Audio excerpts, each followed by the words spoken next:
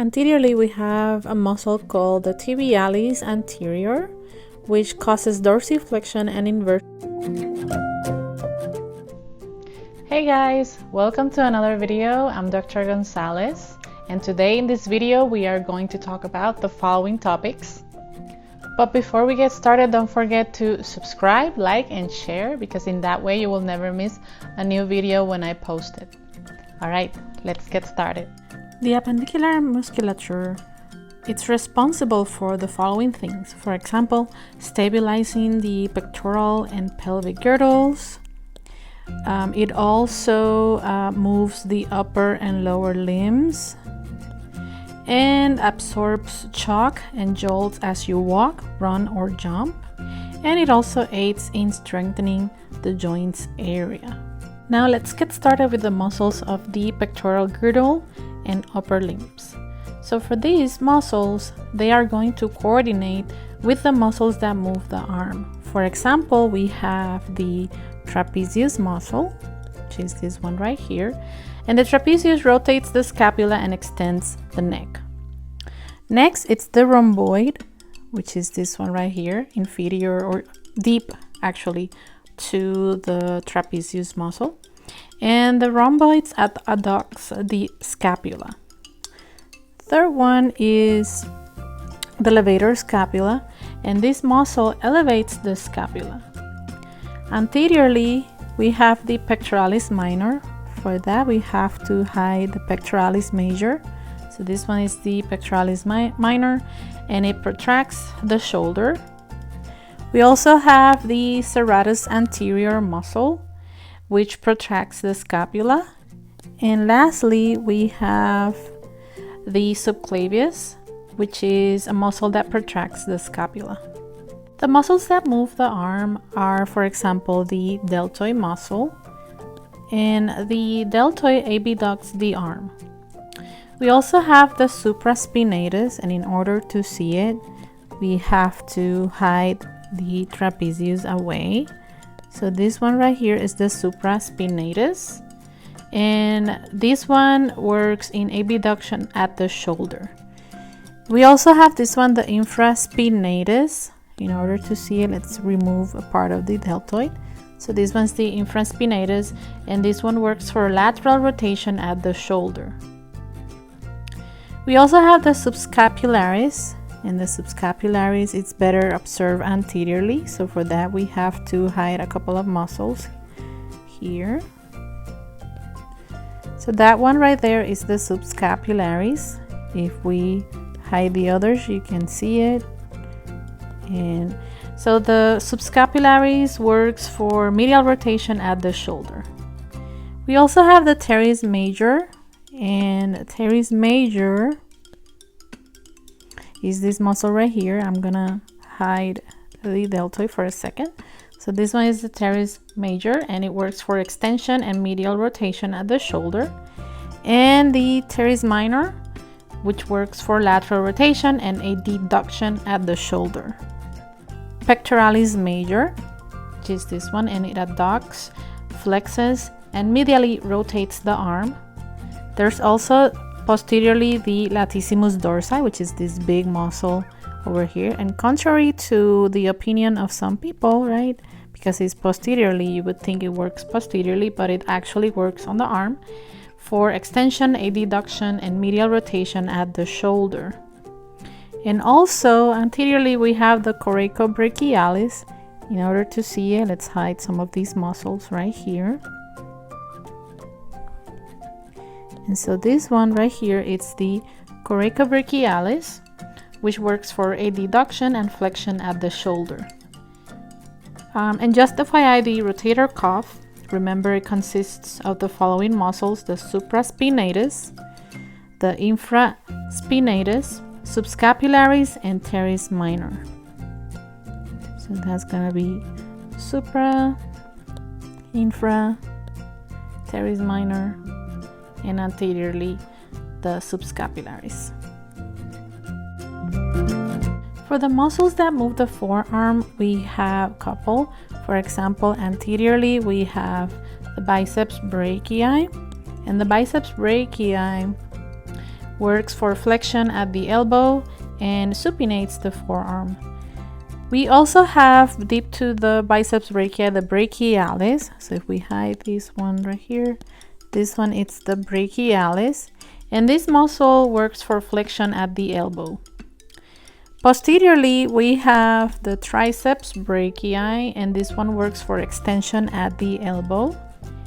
And we also have the brachioradialis, which is this muscle right here, which works for flexion at the elbow.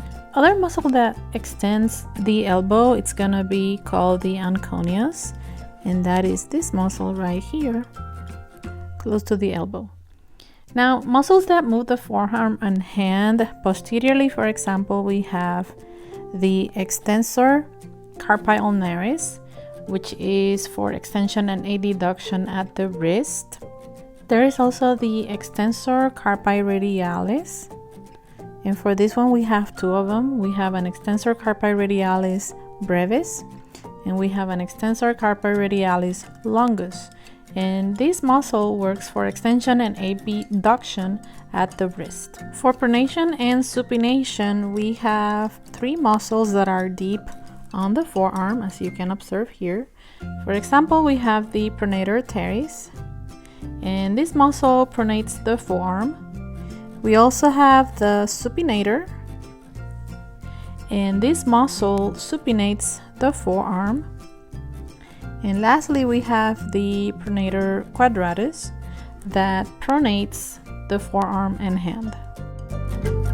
We have the flexor carpi ulnaris, and this muscle has flexion and adduction at the wrist.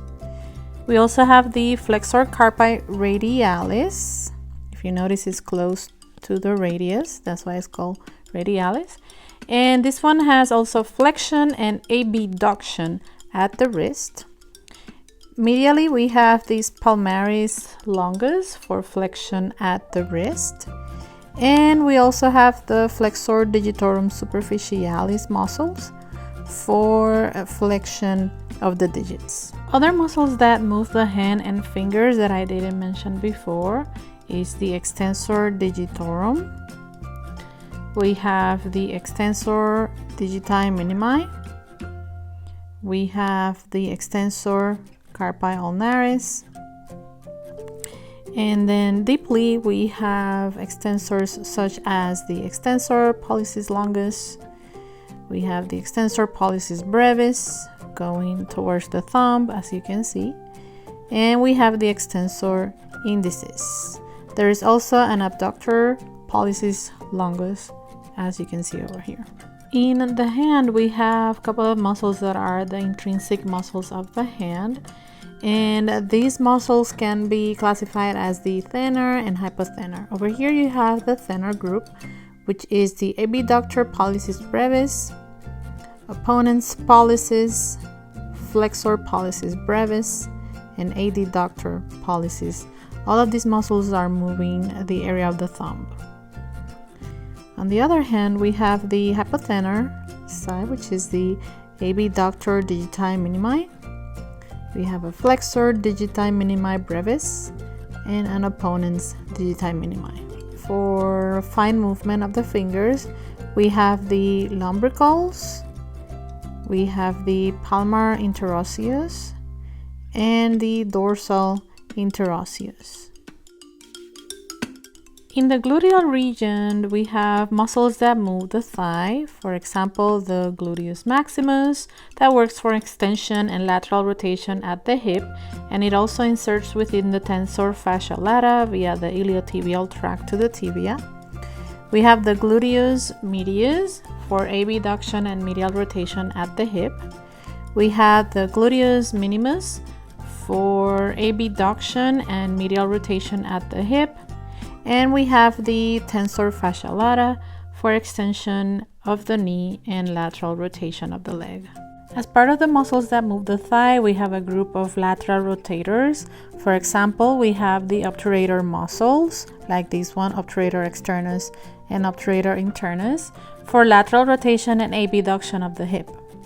We also have the piriformis, which is for lateral rotation and abduction of the hip. And we have the gemellus muscles, such as the superior gemellus and the inferior gemellus, for lateral rotation and abduction of the hip. Other group of muscles that move the thigh is the Iliopsoas group. For example, here we have the iliacus muscle for flexion at the hip, and the psoas major for flexion at the hip, and psoas minor. The psoas major is involved also in maintaining upright posture.